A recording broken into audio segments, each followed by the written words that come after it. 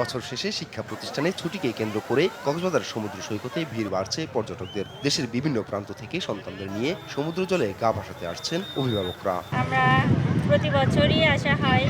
আমাদের বড় মেয়ের আমার বড় মেয়ে মনস্বিনী দেব পিহু, তার বার্থডে সেলিব্রেট করার জন্য আমরা প্রতি বছরই কক্সবাজার আসি।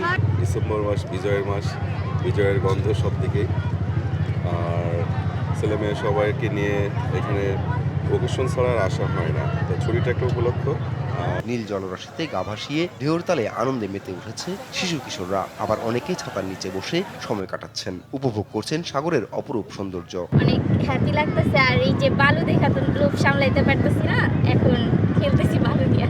পর্যটকদের আগমনে সন্তুষ্টি প্রকাশ করছেন ব্যবসায়ীরা। নিরাপত্তা নিশ্চিত করতে সৈকতে টুরিস্ট পুলিশ ও লাইফগার্ড সার্বক্ষণিক দায়িত্ব পালন করছে বলে জানিয়েছে পুলিশ। এটা 70 to 80% এর মতো ছিল, কিন্তু আজকে থেকে 31 পর্যন্ত বুকিং আরো বাড়তেছে। ইনশাআল্লাহ ভালো কিছু আমরা আশা করতেছি।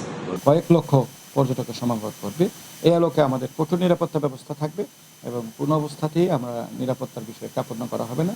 3 থেকে 4 স্তর বিশিষ্ট আমাদের নিরাপত্তা থাকবে। সূর্যাস্তের রঙিন আভা, মানুষের প্রাণ চাঞ্চল্য আর উৎসবমুখর পরিবেশ কক্সবাজার সমুদ্র সৈকতকে পরিণত করেছে আনন্দের নগরীতে। আপন অপু, নিউজ ডেস্ক, দেশ টিভি।